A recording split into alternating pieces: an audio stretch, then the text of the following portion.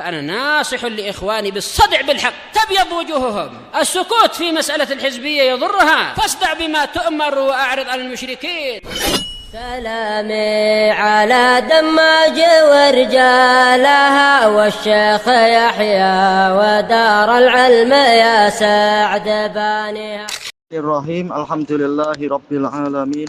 Asyhadu an la ilaha illallah wahdahu la syarikalah wa asyhadu anna Muhammadan abduhu wa rasuluh.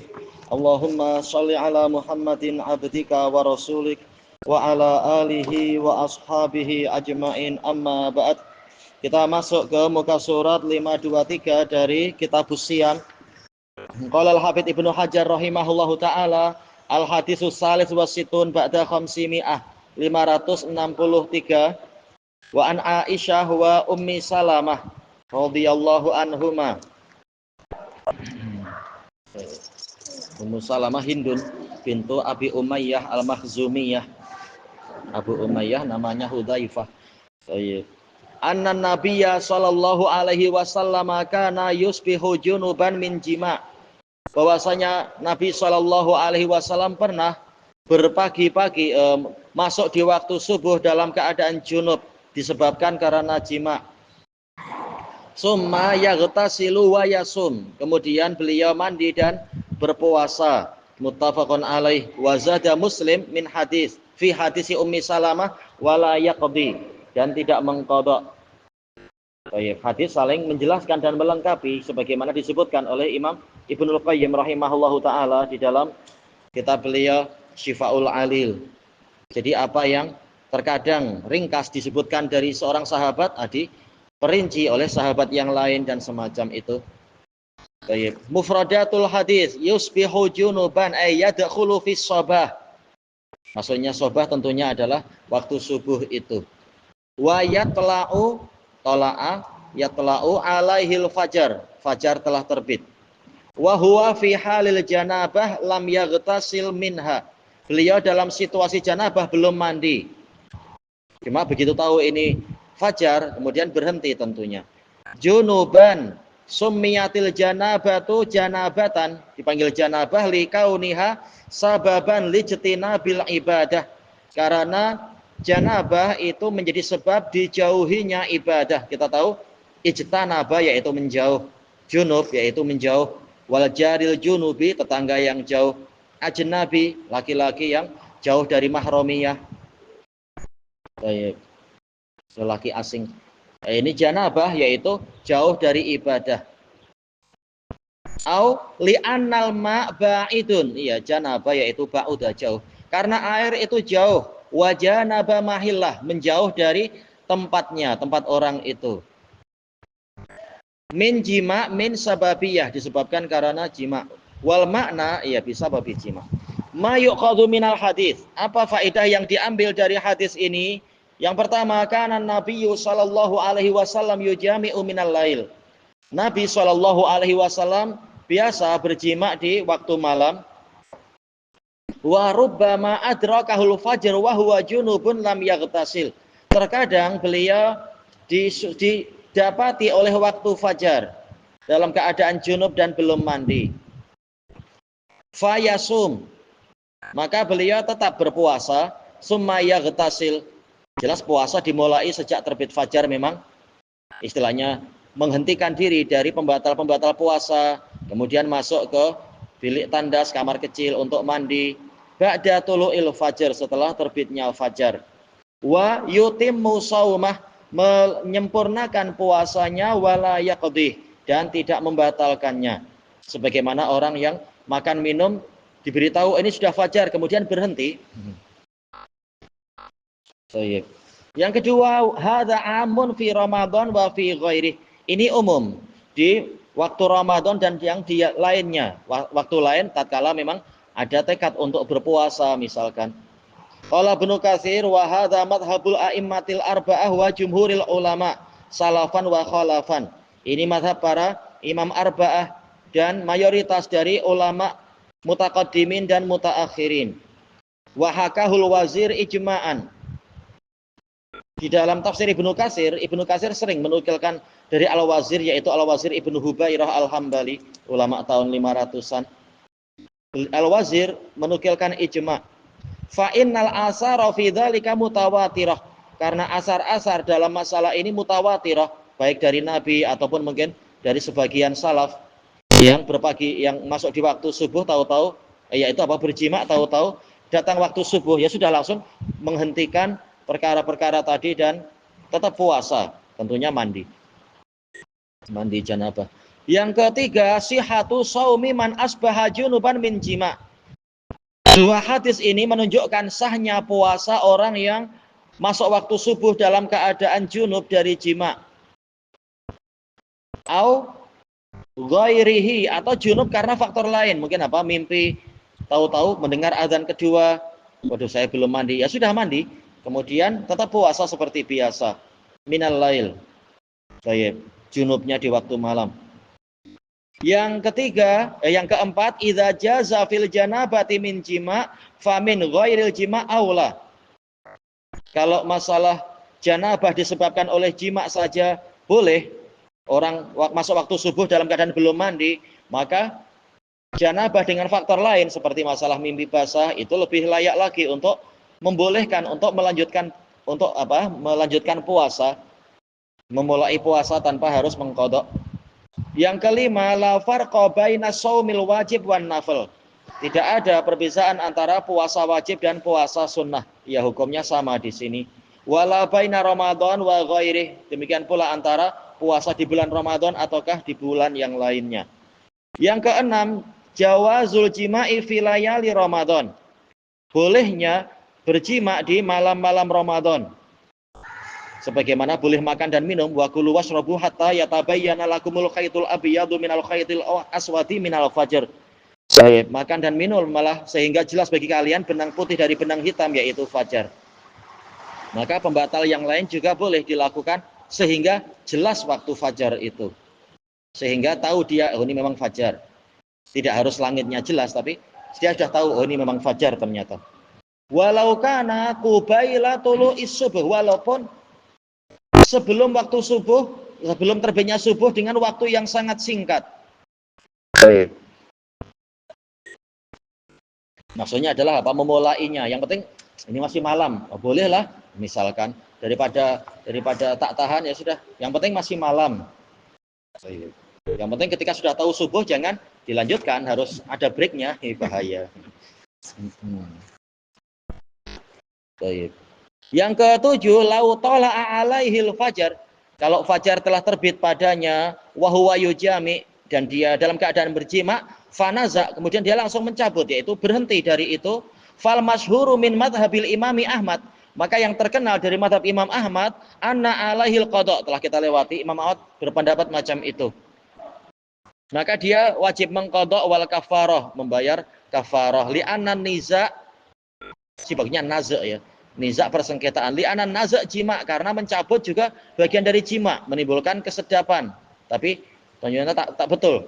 Yang penting kembali ke niat. Apakah niat mencabut itu sambil menikmati, ataukah ini sudah waktunya, dah berhenti. Baik. Tentunya maksudnya naza ini berhenti, dia mencabut segera. Baik. Kemudian wa jumhurul ulama wa minhum al-a'immatus salasah, 3 imam berpendapat annan naz' laisa bijima, sekedar mencabut itu bukan jima.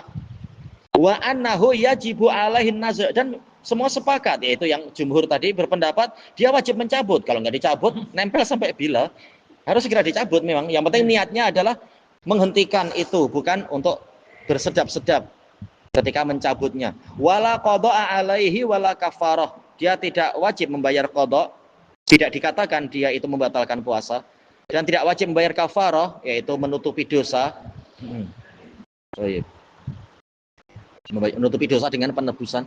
Yang ke-8, yu'khadhu min jawazi tulu'il fajri ala shaim wa huwa junub, diambil dari bolehnya bolehnya fajar itu terbit pada orang yang ingin puasa dalam keadaan dia junub. Menunjukkan apa? Jawazu tulu'il fajri alal haidhi wan nufasa. Ini kias yang kuat sekali.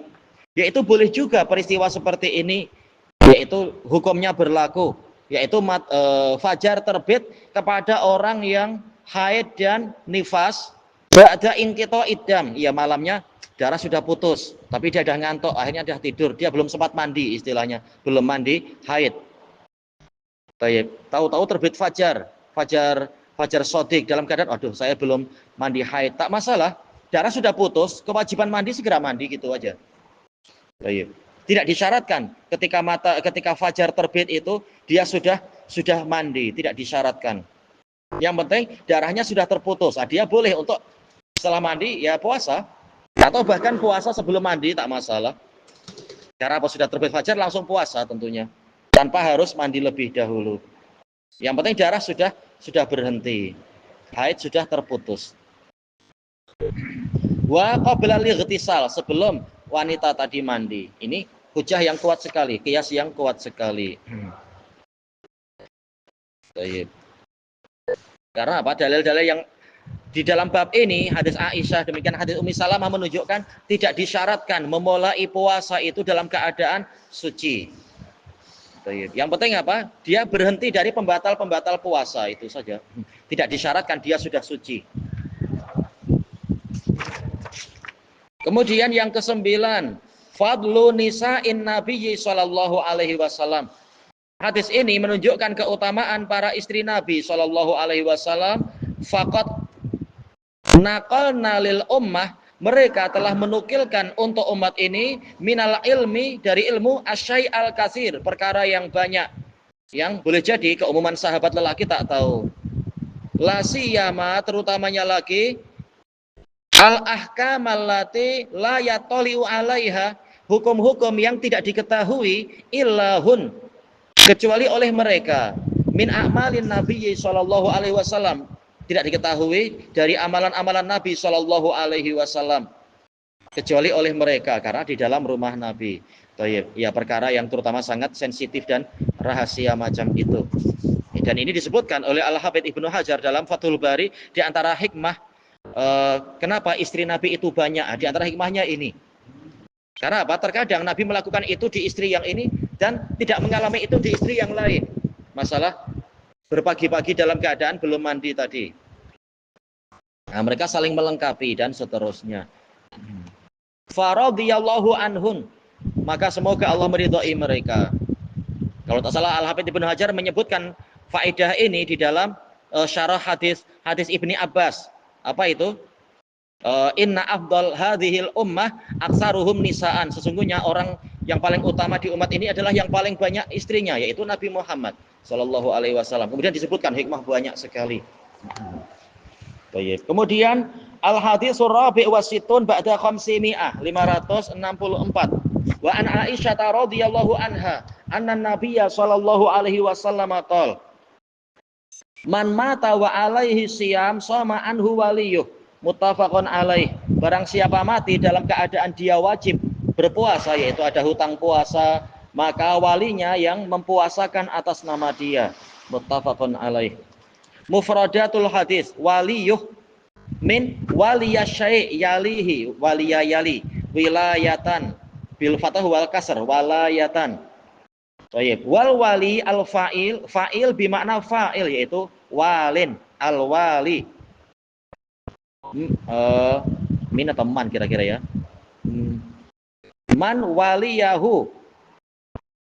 Kalau kita jadikan, yaitu orang yang mengurusinya. Idza qama bih, jika mengurusi, melaksanakan urusan itu. Baik. Dikatakan waliyul amr, yaitu yang mengurusi imarah, pemerintahan. Baik. Kemudian wal jama' auliya, ya para wali, para pengurusi. Ini terjemahan secara mudahnya. Wa yutlaqu 'alal qarib. Istilah wali ini digunakan untuk al-qarib karena kita tahu waliyayali itu dekat artinya. Baik, liyalini minkum ulul ahlami wan nuha. Hendaknya yang dekat denganku dalam sholat adalah orang-orang yang sudah balik dan berakal. Liyalini dari waliyayali. Baik. Berarti apa dikatakan, yaitu yang dekat. Nah, wali artinya dekat. Kemudian wan nasir, karena wilayah artinya nusrah. Dikatakan Allah adalah waliyul mukminin, yaitu yang menolong kaum mukminin. Dzakaron kana au unsa, baik lelaki ataupun perempuan, seperti dalam firman Allah Ta'ala, wal mu'minuna wal mu'minat ba'duhum awliya'u ba'd. Kaum mukminin yang lelaki dan perempuan sebahagiannya adalah wali, yaitu penolong bagi sebahagian yang lain. Baik. Kemudian wasayati fima yu'khadhu minal hadis, dan akan datang faedah yang diambil dari hadis ini. Dan juga Syekhul Islam dalam Majmu' Fatawa mengatakan al-wali bimakna al-wilayah bimakna al-mahabbah. Baik. Makanya bukti perwalian adalah cinta kepada Allah, dan Allah juga cinta pada dia. Wala yaitu kesetiaan dan cinta dan loyalitas. Kemudian annal murad bihi al-waris. Memang ini khilaf sejak dulu. Wali di sini siapa saja? Dohirnya yang dirajihkan oleh Syekh Al-Basam adalah ahli waris. Baik. Ma yu'khadhu minal hadis. Yang pertama, ad-duyunul lati 'alal mayyit yajibu qada'uha. Faedah yang diambil dari hadis ini adalah hutang-hutang yang dipikul oleh orang yang mati itu wajib untuk ditunaikan. Sawa'un kanat lillahi ta'ala, boleh sawa'un, boleh sawa'an, sama saja itu hutang kepada Allah Ta'ala, beberapa jenis ibadah, mungkin ada nazar atau yang lainnya. Kazakah, seperti masalah zakat, dia wajib zakat tapi tahu-tahu dia mati, ya sudah, ini hutang. Masuk dalam keumuman firman Allah Ta'ala, mimba diwasiyati yusi biha audain. Setelah ditunaikannya wasiat yang dia wasiatkan atau hutang yang dia pikul, harus dibayarkan dulu sebelum pembagian warisan. Wasiyam, demikian pula puasa. Ada hutang puasa belum diqadha, tahu-tahu meninggal dunia. Aulil adamiyin, atau hutang kepada Bani Adam. Yang kedua, anna aula man yatawalla ada adzalika anhu huwa warisuh. Orang yang paling utama untuk mengurusi, ini pun dari lafadz yang samanya, asalnya sama ya, wali, aula. Yang paling utama, paling layak, paling dekat untuk yatawalla, mengurusi itu, mengurusi penunainya adalah ahli warisnya. Iya, al-ghunmu bil ghurm. Sebagaimana kaidah dalam fikih itu, keuntungan sesuai dengan kesulitan. Dia ahli waris, dia dapat untung lewat duit dan sebagainya, lewat warisan, dia juga harus memikul beberapa beban tanggung jawab. Tapi apakah sampai tingkat wajib? Nanti ada perinciannya. Tentunya asalnya kalau harta benda ya diambil dari harta benda si mati, bukan harta benda murni milik ahli waris, bukan. Baik. Alladzi lahu alaihi hakul bir, yang mana dia, yaitu si mati, memiliki hak yang wajib mereka tunaikan, wajib ditunaikan oleh ahli waris, yaitu berbakti kepada orang tua, yaitu membayarkan hutangnya dan sebagainya. Hutang apa? Hutang puasa atau hutang nazar barangkali. Kalau hutang puasa terkait dengan fisikal, ya memang mereka harus membayar dengan fisiknya, fisik mereka, fisik ayah sudah tak ada istilahnya. Tapi kalau harta diambil dari harta si ayah, tidak dibebankan kepada ahli waris, kecuali yang dalil-dalil yang mengecualikan. Seperti masalah qatlul khata, membayarkan 100 ekor unta, itu dibebankan ke kabilahnya. Hadiahnya wajib puasa 2 bulan berturut-turut untuk orang yang melakukan qatlul khata. Tapi secara umum hutang tidak boleh diwariskan, tapi diambil dari harta orang yang mati. Nah, ahli waris meminta bantuan ke pemerintah atau siapa untuk menyelesaikan hutang ayah mereka biar diizinkan untuk segera masuk surga kalau memang boleh masuk surga. Thayyib, fahadha min a'zamil birri wal ihsan. Ini termasuk kebajikan dan kebaikan yang paling besar. Ia membebaskan dia dari seakan-akan apa, yaitu lilitan hutang. Kita tahu hutang bagaikan penghambaan, leher kita diikat. Seakan-akan kan hutang itu diikat oleh rentenir, oleh ahlung dan sebagainya. Kalau ada orang bayarkan hutang, oh rasanya bebas kita. Tidak lagi dicekik darah atau apa istilahnya itu ya. Yang ketiga, zahirul hadis. Zahir dari hadis ini, wujubu qada'is syiyam anil mayyit. Wajibnya kita membayarkan puasa dari orang yang mati. Sawa'un kana wajiban bi asli syara'. Sama saja dia wajib dengan asal syariat, yaitu puasa Ramadan itu. Au nadharon, atau nazar, si mati membebani diri dahulunya. Fasyamu fil hadis nakirah. Puasa siam dalam hadis tadi nakirah. alaihi siyam iya nakirah fi siyaqi syarat tufidul umum. Tashmalu kulla shaum, mencakupi semua jenis puasa. Baik.